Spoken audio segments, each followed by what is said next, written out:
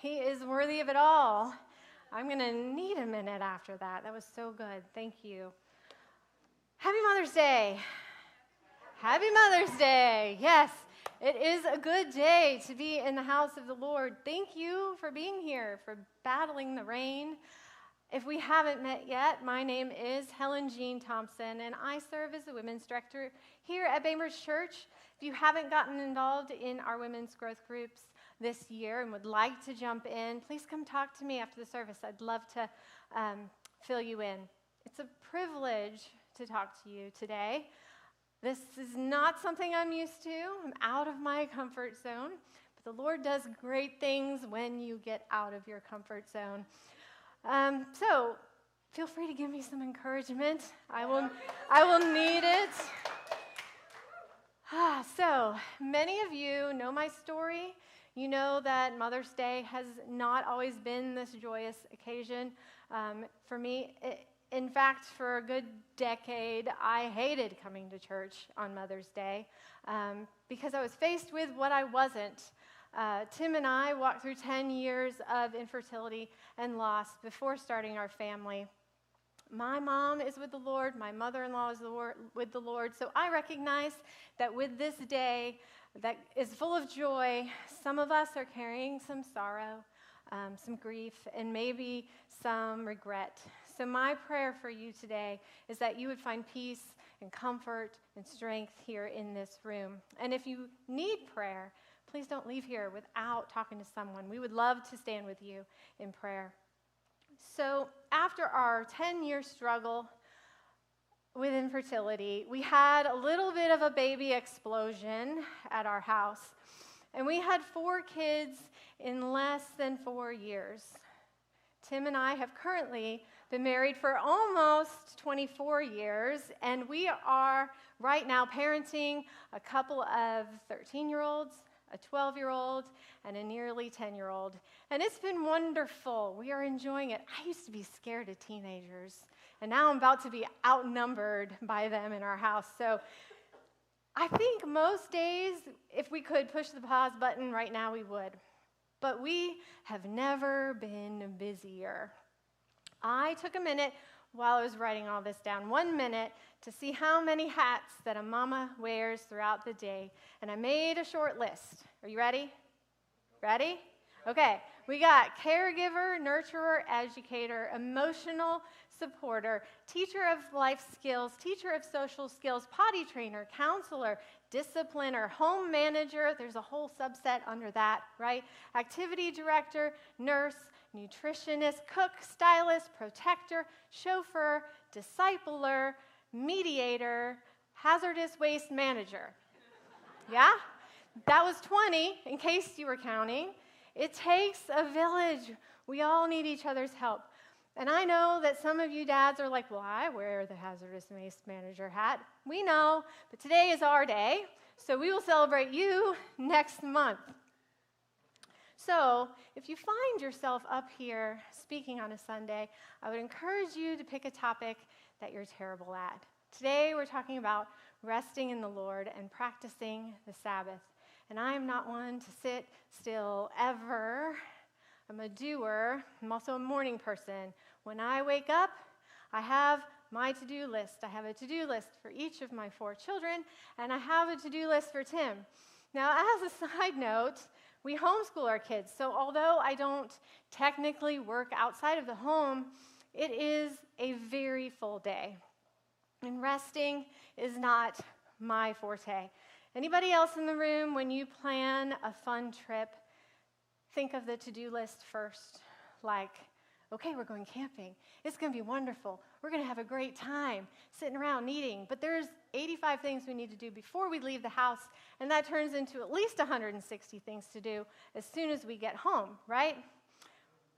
What about, okay, so our family participates in ice baths, polar plunge. Anybody else have gotten on that bandwagon? My family loves it. I tolerate it. I don't necessarily get in far enough. I don't stay there too long. I don't do it right. But I'm working on it, and I see the benefits enough to get in. But the first thing I think about is about 18 and a half minutes, we have just created an entire load of laundry that needs to be dealt with right away because you can't let that stuff just sit around, right? So I have trouble with resting. So let's talk about practicing the ways of Jesus. And this is a slide that we have seen a few times if you've been here. And it is demonstrating what kind of happens in life, whether intentional or unintentional. This is what is going on. We have stories we believe, stories that Grandpa told us, stories we learn in Sunday school. We have habits, some are good, some are bad, and then we have relationships with the people that talk like us and think like us, and we're all in this environment, and we are living it out. But then, when we become Christians, when we are all in, the stories become teaching, the habits become practices, the relationships become community, and we allow the Holy Spirit to dwell amongst us, and we begin to live the abundant life. So while I was thinking about rest, I thought, well, where do we start? Let's start at the very beginning. We're going to start in Genesis. But does anyone ever wonder what was happening before the creation of the world? Well, Jesus tells us. He tells us in John 17, verse 24, and it's near the end of his ministry, and he knows his crucifixion is right around the corner, and he's praying to the Father for himself, for his disciples, and for all believers, for you and for me. And he is saying, practice the art of rest. He's saying, Father, I want those you have given me to be with me where I am, so that they will see my glory, which you have given me because you loved me before the world's foundation. So before God created, he's hanging out he's in community with the Son and the Holy Spirit. Eternal love, that's what's happening. But then something wild happens, and God speaks, and nothingness obeys God, and the world is created. So we're going to jump into Genesis chapter 2, verse 1 through 3, and it says, so the heavens and the earth and everything in them were completed. On the seventh day, God had completed his work that he had done, and he rested on the seventh day from all his work that he had done. God blessed the seventh day and declared it holy, for on it he rested from all his work of creation. God rested, not because he was exhausted, but because he was delighted. He worked to make the world, and now he wanted to lay down the work to enjoy the world. You and I, we're made in the image of God. We're made to rest like God, and we're made to rest with God. The Garden of Eden was the first temple. Pastor Laddie was talking about this a couple weeks ago. It was the place where humans dwelt perfectly with God. And on that first Sabbath, he rested in the temple he made with the people he made. Now, the very next chapter, Genesis chapter 3, humans ruined all that, got evicted from the garden, but the story goes on, and God's promise to return his people to the temple, to his presence, begins. We're going to fast forward a little bit, and now we're going to encounter the first time Sabbath is a command in the Bible. And we're in Exodus chapter 20, and God is at work trying to dwell with his people, and he has just made himself known, freeing the Israelites from slavery in Egypt, and he's speaking through Moses, and he's just given Moses the law and the instructions to build the tabernacle, which would house the law. So before we look at this verse, I want to look at the word Sabbath. It's the Hebrew verb Shabbat. Any guesses on what that might mean? Rest? I think I heard it. Stop. Yes. Rest. Cease. So let's look at Exodus verse 20, chapter 20. It says, remember the Sabbath day. Remember the rest day. Remember the stop day, to keep it holy. In 6 days you shall labor and do all your work. But the seventh day is the Sabbath of the Lord your God. In it you shall not do any work, you nor your son, nor your daughter, nor your male servant, nor your female servant, nor your cattle, nor your stranger who is within thy gates. For in 6 days the Lord made the heaven, the earth, the sea, and all that is in them, and rested the seventh day. Therefore, the Lord will bless the Sabbath day. The Lord blessed the Sabbath day and hallowed it.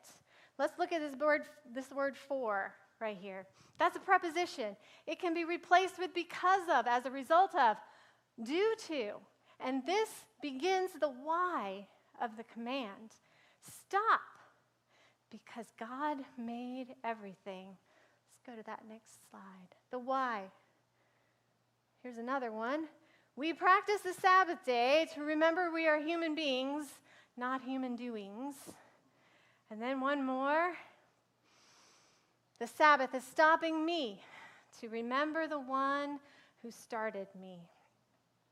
When we refuse to rest, we begin to idolize our own creative work and refuse to honor God as creator.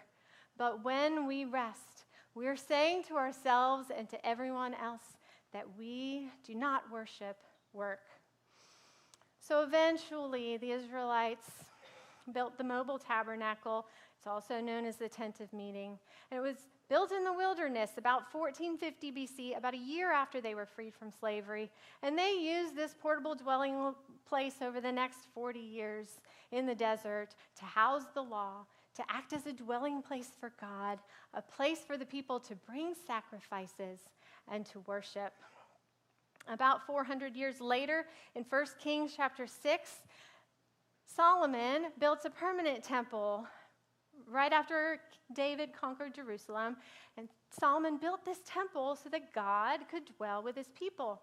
And then over the course of a bunch of years, the temple was destroyed and rebuilt and expanded and renovated. We have a few pictures of the temple. This is sort of a zoom in of the holiest of holies in the tabernacle that was brought all around the desert. And then we have Solomon's temple. And then lastly, this is King Herod's temple after it had been renovated.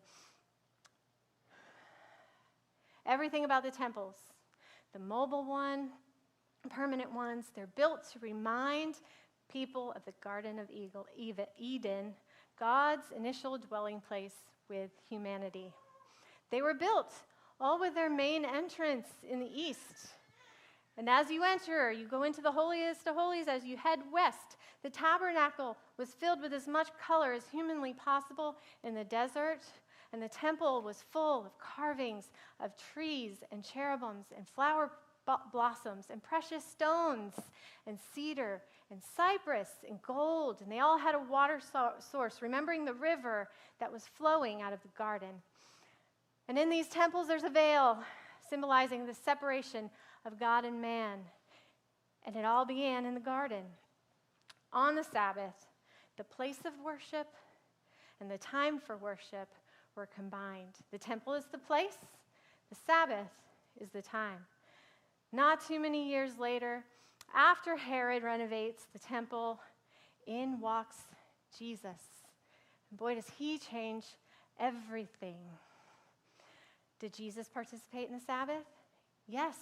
But by the time Jesus enters the scene, the Pharisees have added at least 1,000 rules to the Mosaic law pertaining the Sabbath. If the laws of the Sabbath in Jesus' day were here for us now, the impact on daily life would be insane. Let's see what Jesus has to say about the Sabbath. We are in Mark chapter 2, verse 27. And he said to them, the Sabbath was made for man, not man for the Sabbath. Jesus is emphasizing that the Sabbath is meant to be a blessing, not a burden. He says, what are you guys doing? And then in Mark chapter 2, verse 28, the very next verse, he says, therefore, the Son of Man is Lord over the Sabbath.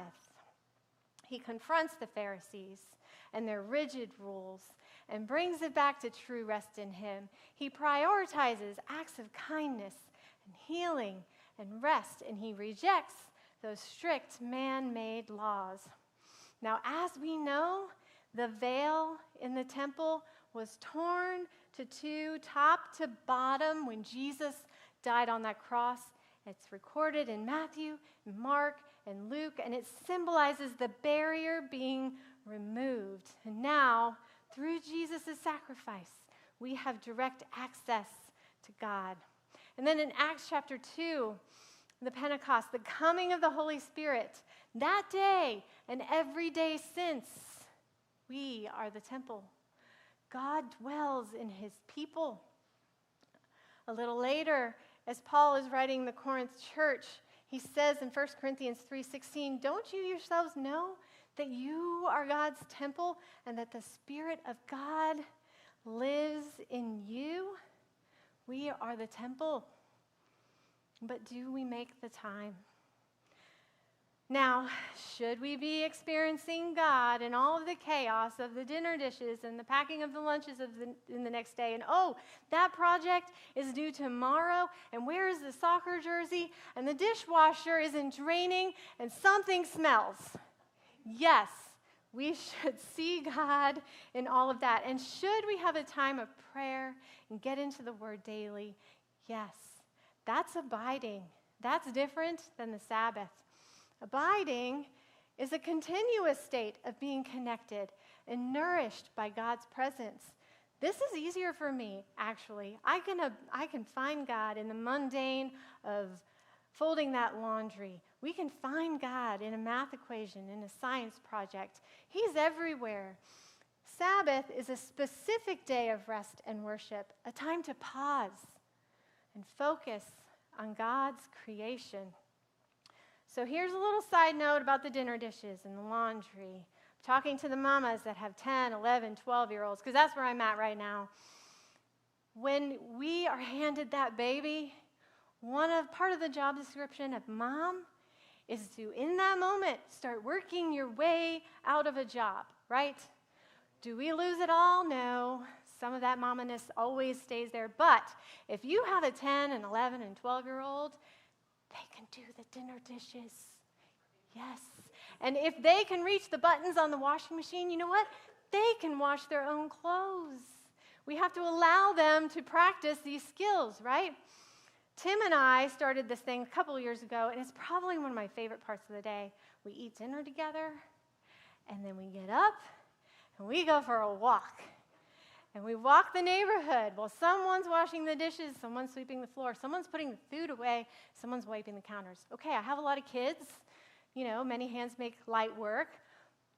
But the best part is Tim and I get to connect.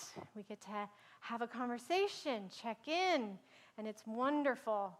And if you are in that hazardous waste management and you are changing diapers all day long, there's still something they can do. They can fold washcloths. We're teaching them something. I don't know who needed to hear that, but there we go. So we're going to go back to rest, and what we are saying is the God who made the world rules the world, and I trust him to do it better than me. So we've talked about the why. Now we're going to talk about what keeps us from the Sabbath. We have hurry. It's the great enemy of our spiritual life in this age. Everybody's hurrying. And what about busyness? There is this cultural addiction to busyness. Busyness does not equal better. Our society values and glorifies constant activity. And sometimes it's just the appearance of looking busy. And then we have the fear of missing out in the digital age, and we all can see what everyone else is doing, and it all looks fun and it all looks good. But we don't have to do it all. There's also busyness that masks or is a way to escape uncomfortable truths and difficult emotions. I know I have this relationship over here that needs to be fixed, that needs to be worked on, but I can't because I'm so busy, so focused on all of this. Hurriness and busyness can sometimes be boxed in. It's the same thing, but I would argue that they're very different. Hurrying is a state of urgency that we need to act quickly. And then busyness is actively being engaged in too many things. Then we have self-sufficiency. We can't do it ourselves. Our culture values independence, but nowhere in the Bible will you find that God has affirmed independence in Scripture. We are created for dependency, first on God, and then on a loving community. Human self-sufficiency is a lie. And then we have modern pressures. This one is hard. It's just the natural way of the world that we live in. Sunday is your typical day of rest. It's right before Monday, and you cannot enter the work week without a reset. The laundry has to be done. The refrigerator needs to be cleaned out, probably, and restocked. And you can't start the work week without a meal plan and a school plan and an exercise plan and a snack plan and a get the kids to all the places plan, right? Then we have, if I stop, life won't work out. I'm working hard now so I can enter the restfulness of retirement. Or I'm working hard now, being a busy helicopter mom, parenting, so I can enter the restfulness of perfect children. These things don't exist. Retired people don't retire from life. Often they find out that the only change is that they no longer have their jobs to help cover up their stuff. And perfect children don't exist. And they can't be created by losing sleep over where to find the locally sourced organic fill in the blank that's going to solve all of my problems. And lastly, we have a lack of awareness. Maybe it just wasn't modeled for us. Maybe it's just not on our radar. All these things, work and money and kids and activity and health, they're all good. And God made each of them. But pursued too much and for the wrong reasons, they are going to burn us out. So we've talked about the why. We've talked about the why we don't. Let's talk about what it does for us. What does the Sabbath give us? It helps us remember. It helps us to remember the one who rescues us. When we rest, we remember God. We remember ourselves. We remember what we're doing. Remember the purpose of life, the why. It is a refreshment. It is a reset. It helps us stop long enough to pause and breathe in his refreshing power. One of my favorite verses right now is Matthew chapter 11, verse 28 and 29, and it says, "Come to me, all who are weary and burdened, and I will give you rest." Come to me. It's an invitation. All who are wearied and burdened, that describes literally all of us at some point. And I will give you rest. That's the promise. Take my yoke upon you and learn from me, for I am gentle and humble in heart, and you will find rest for your souls. Gentle and humble, that's who he is. That's how Jesus describes himself. It strengthens our relationships. When we stop, we take the time to look around at the people who love us most, and we have the time to pour into them. And then it renews our focus. It better prepares us for the week ahead, helping us to create that work-life balance. We get to stop and appreciate the simple joys of life, each other, music, nature. Here's something encouraging. Jesus talks about the Sabbath as well as literally everything else he possibly could in the Sermon on the Mount in Matthew chapter 5, 6, and 7. Long sermon, right? At the very beginning of that sermon in chapter 5, verse 17, he says, "Don't think that I came to abolish the law or the prophets. I did not come to abolish, but to fulfill. The law same law he was talking to when we talked about Moses and the 10 Commandments, all 10 of them. Even number 4, remember the Sabbath day and keep it holy.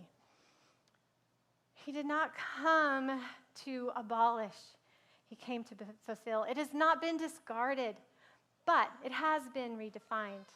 And then a little later, in chapter 7, verse 24, after he's done talking about literally everything under the sun, he says, "Therefore, everyone who hears these words of mine and puts them into practice is like a wise man who built his house on the rock." He does not say, "Therefore, everyone who hears these words and perfects them instantly or perfects them within a month."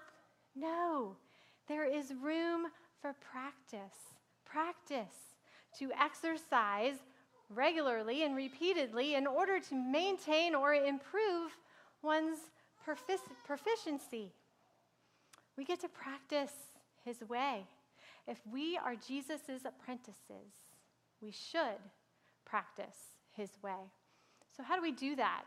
How do we start to stop? Begin by connecting with God. Unplug. Pray, share a meal, come to Sunday worship, have a clear moment with God that begins and ends your Sabbath. And if a full day is too daunting, then let's pick a couple of hours. Rest, stop, worship. Spend part of the day with your family or friends who follow Jesus. Be around his people. Iron sharpens iron. We make each other better. Do whatever makes you come alive in God. Play outside with your kids. Sit and read a book. Enjoy nature. What fills your heart with gratitude? And then lastly, keep at it. Art is a rest. It needs to be practiced. We need to start small. Let's start stopping. Would you pray with me? Father, I thank you